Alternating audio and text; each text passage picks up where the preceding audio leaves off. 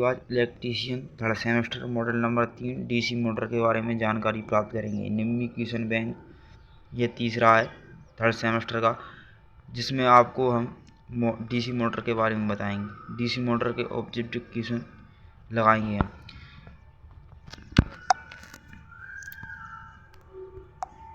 पहला क्वेश्चन है, armature winding प्रतिरोध को मापने के लिए किस उपकरण का उपयोग किया जाता है?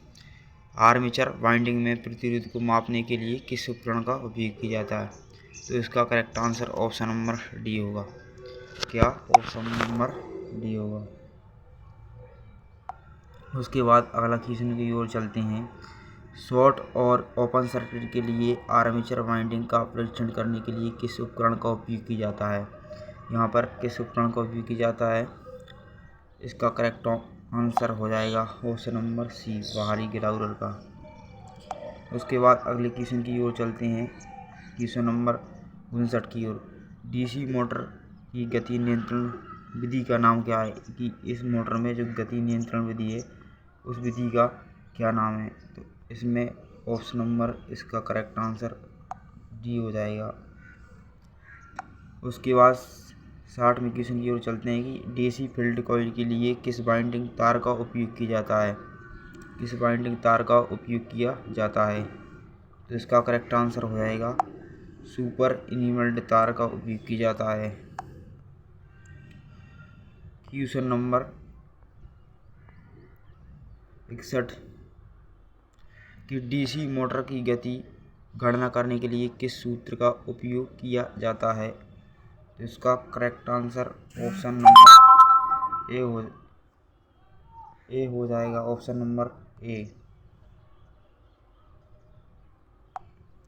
उसके बाद क्वेश्चन नंबर 62 कि पोल डीसी मोटर की आर्मेचर में डुप्लीकेट लैप वाइंडिंग में कितने समांतर रास्ते होते हैं?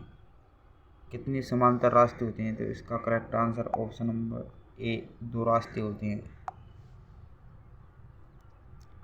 आर्मेचर के घूमने की दिशा कौन सा नियम निर्धारित करता है? डीसी मोटर में आर्मेचर के घूमने की दिशा कौन सा नियम निर्धारित करता है? कौन सा नियम निर्धारित करता है? तो इसका correct answer option number C हो जाएगा, फ्लेमिंग के बाएं हाथ का नियम। 64वां क्वेश्चन है, डीसी मोटर का क्या नाम है? ये डीसी मोटर है, इसका नाम क्या है? डीसी मोटर का क्या नाम है? तो इस मोटर का नाम है डीसी शंट मोटर। अगले क्वेश्चन की ओर बढ़ते हैं कि 65वां, डीसी मोटर में करंट की दिशा किस नियम से निर्धारित की जाती है? करंट की दिशा किस नियम से निर्धारित की जाती है? तो इसका correct answer option number D हो जाएगा, फ्लेमिंग के दायानी हाथ के नियम के द्वारा। फ्लेमिंग राइट हैंड रूल नियम के द्वारा करंट की दिशा ज्ञात की जाती है, मतलब बैक की ईएमएफ की दिशा ज्ञात की जाती है, करंट की डायरेक्शन। 66वां number question, DC shunt motor armature द्वारा ली गई धारा की गणना करने का सूत्र क्या होता है? इसका correct answer option number C हो जाएगा, option number C. DC motor में फ्लक्स की दिशा की पहचान करने के लिए कौन सा नियम लागू किया जाता है? कौन सा नियम लागू किया जाता है? कौन सा नियम लागू किया जाता है? तो इसका फ्लेमिंग के बाएं हाथ का नियम लागू किया जाता है। Correct answer option number C. DC motor के प्रकार का नाम दें। ये किस प्रकार की मोटर है? तो इसका नाम है, इस मोटर का क्या नाम है? इस मोटर का नाम दें। Correct answer option D, short shunt compound motor है। डीसी मोटर में ईएमएफ की गणना करने का सूत्र क्या होता है? तो डीसी मोटर में ईएमएफ की गणना करने का सूत्र ये P/Z/N 60 × A होता है। उसके बाद है, उपकरण का नाम क्या है? दोस्तों, ये उपकरण का नाम है, ये बाहरी ग्राउंडर है, जो मोटर के शॉर्ट सर्किट और ओपन सर्किट परीक्षण कार्य करने के लिए उपयोगी सिद्ध होता है। यदि कॉइल पिच पोल पिच से कम है तो वाइंडिंग का नाम क्या है? वाइंडिंग का नाम क्या है? शॉर्ट कॉर्डेड बाइंडिंग क्या है? शॉर्ट कॉर्डेड बाइंडिंग इसका नाम। इस the correct answer option number D हो जाएगा। डीसी 4 पॉइंट स्टार्टर में होल्डिंग कॉइल से जुड़ी श्रेणी प्रतिरोधक का उद्देश्य क्या है? होल्डिंग, पहला ऑप्शन है होल्डिंग कुंडली में करंट को सीमित करता है। दूसरा क्वेश्चन है होल्डिंग कॉइल में करंट बढ़ाएं, कॉइल को पकड़ने में वोल्टेज बढ़ाएं, होल्डिंग कॉइल को कम करें। तो इसका करेक्ट आंसर ऑप्शन नंबर ये हो जाएगा, होल्डिंग कुंडली में करंट को सीमित करें। उसके बाद 73वां क्वेश्चन है डीसी सीरीज मोटर की किस गति नियंत्रण विधि का उपयोग करके इलेक्ट्रिक ट्रेन के लिए किया जाता है? इसका करेक्ट आंसर है option number A, field dioptre Vidhi. Field coil को डीसी 3 पॉइंट स्टार्टर में होल्डिंग कॉइल के साथ श्रृंखला में क्यों जोड़ा जाता है? तो इसका करेक्ट आंसर हो जाएगा option number D, the correct answer. अब 74वां क्वेश्चन है डीसी मोटर में सामान्य गति से नीचे कौन सी गति नियंत्रण विधियां प्रदान की जाती हैं? तो इसका correct answer option number C हो जाएगा, आर्मेचर नियंत्रण विधि।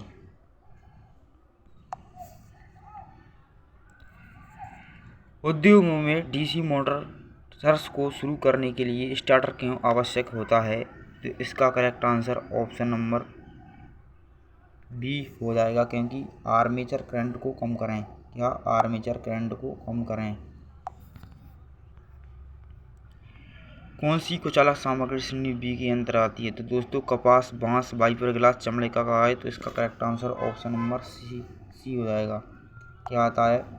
Fibre glass.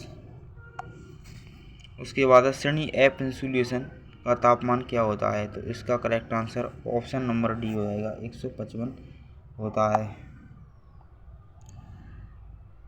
उसके बाद है कि निरंतर गति ड्राइव के लिए किस प्रकार की डीसी मोटर का उपयोग किया जाता है? निरंतर गति ड्राइव के लिए किस मोटर डीसी यंत्र का प्रयोग किया जाता है? तो इसमें हो जाएगा डीसी शंट मोटर का उपयोग किया जाता है नियंत्रण चलाने के लिए, नियंत्रण गति पर चलाने के लिए डीसी शंट मोटर का उपयोग किया जाता है।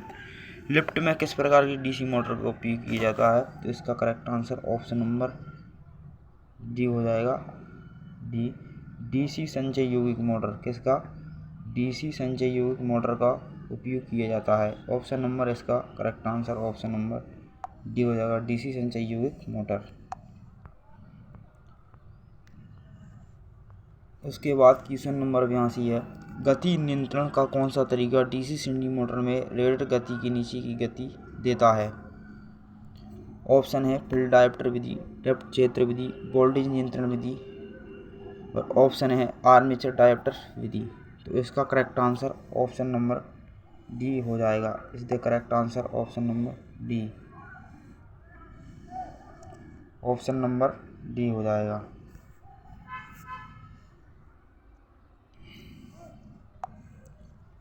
क्या प्रभाव है अगर चलने के दौरान 4 बिंदु स्टार्टर प्रति कट ऑफ हो जाए? मतलब इसकी जो मतलब कट जाए तो क्या होगा? मोटर धीमी चलेगी। क्या होगा? मोटर रन कम करेगी।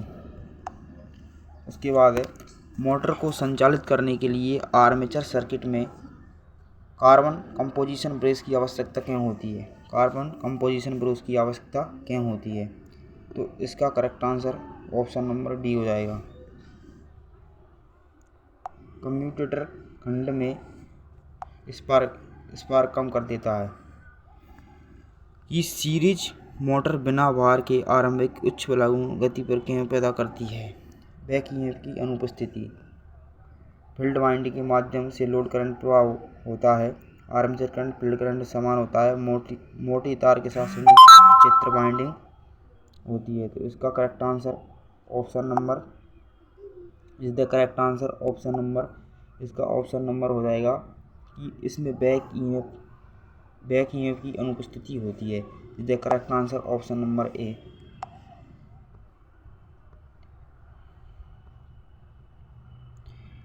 डिफरेंशियल कंपाउंड मोटर में शुरू करने के समय श्रेणी क्षेत्र को लागू क्यों किया जाता है?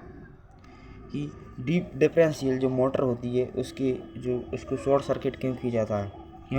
दोस्तों उसको तो इसका correct answer option number D हो जाएगी, रोटेशन की उचित दिशा बनाए रखने के लिए। किसकी? रोटेशन, घूमने की उचित दिशा बनाए रखने के लिए। आर्मेचर को संतुलित करने का सबसे प्रभावी तरीका क्या है?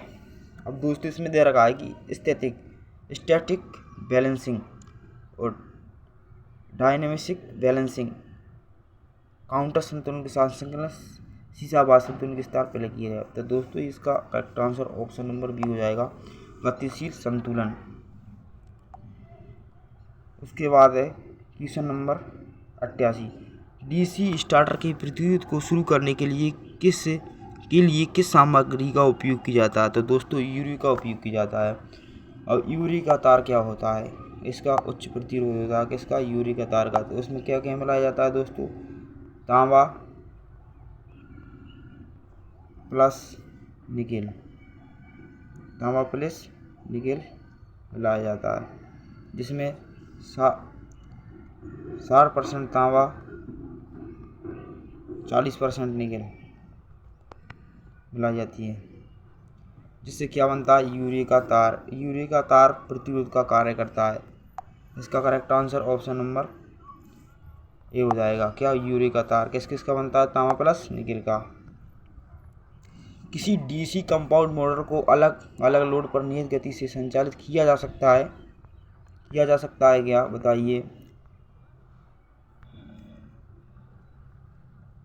डिफरेंशियल लॉन्ग शंट कंपाउंड संचयी विविध शंट। तो इसका correct answer option number C हो जाएगा। Is the correct answer option number C. DC shunt motor के साथ 3 पॉइंट स्टार्टर में 9 वोल्ट कैसे जुड़ा होता है? सीधे आपूर्ति से जुड़ा हुआ होता है, आर्मेचर के साथ श्रृंखला में जुड़ा हुआ होता है। तो इसका correct answer option number B हो जाएगा। Is the correct answer option number B, armature के साथ श्रृंखला में जुड़ा होता है। किस प्रकार की आर्मेचर वाइंडिंग का चित्रण किया गया है? तो इसमें ऑप्शन नंबर ए है कि डुप्लीकेट स्लैब वाइंडिंग का उपयोग किया गया है। किसी डीसी कंपाउंड मोटर को अलग अलग लोड पर नियत गति से संचालित किया जा सकता है। ये कर लिया था कि सुनो। उसके बाद है इसका ऑप्शन नंबर किस प्रकार का परीक्षण है? किस प्रकार का परीक्षण है दोस्तों? ये खुली कुंडली का परीक्षण है। खुली कुंडली का परीक्षण। डीसी मोटर में सामान्य से ऊपर और नीचे दोनों गतियों को प्राप्त करने के लिए किस गति नियंत्रण विधि का उपयोग किया जाता है? इसका हो जाएगा option number D. Is the correct answer option number D. किस मोटर में ये विशेषता होती है? तो दोस्तों यह मोटर में कौन सी विशेषता? Shunt motor. कौन सी मोटर? शंट मोटर में ये विशेषता होती है।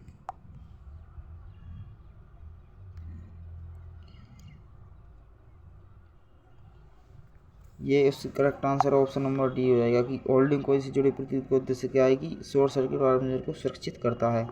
तो आज के लिए इतना। कल मिलेंगे दूसरी टेस्ट सीरीज लेकर के। आज डीसी मोटर का अध्ययन किया, कल हम डीसी मोटर के दूसरे पार्ट को लेकर आएंगे।